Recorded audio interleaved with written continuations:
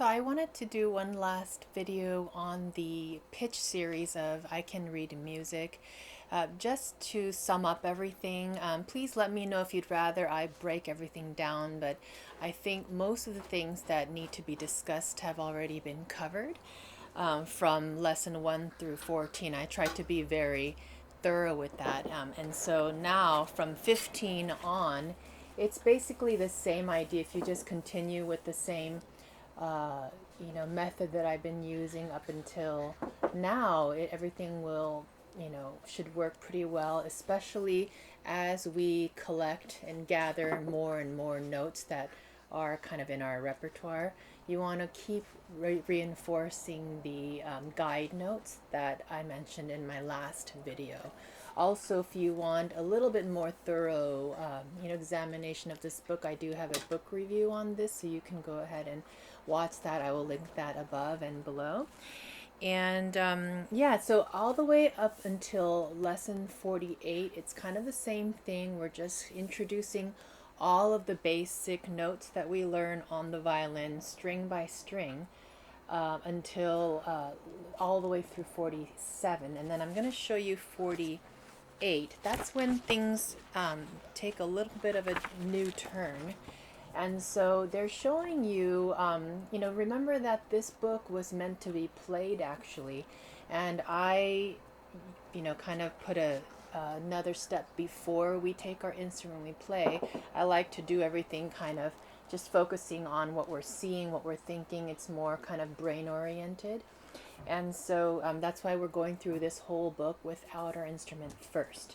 So then what we do is then after all of that we play it, and then that gives us a second chance to really kind of get to know these notes all over again with a slightly different perspective. So the difference here is that we're differentiating between the high two and the low positions of our finger on each string, but primarily focusing in on the A string and E string. So now, whereas every time we saw a C in this position, we always saw a C sharp in this position. Now we see a C natural. So if you haven't already had that discussion with your student, I would recommend that you talk about the difference between C sharp, C natural, and then also the G sharp and G natural. Every time we saw a note in that spot, there was always a sharp before it, but now there isn't a sharp before it.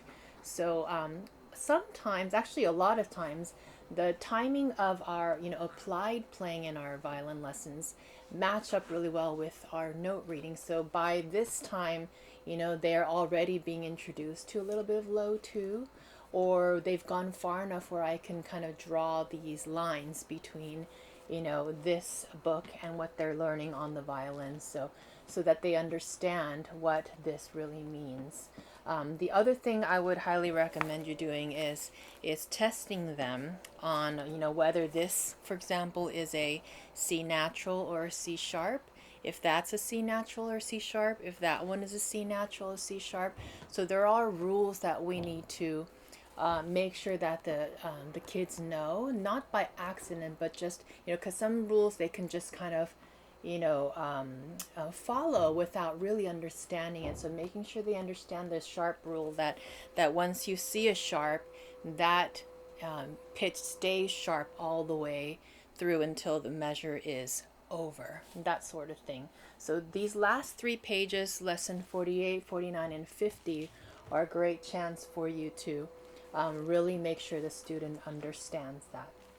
So yeah, that's basically it. I make sure that these last 3 pages of pitch, that the student has a really good thorough understanding of it, and then that's it. And after they finish the pitches, then we go ahead and get ready and start playing them on our instrument. I really make a big deal out of that because it's a good accomplishment for them. So anyway, good luck.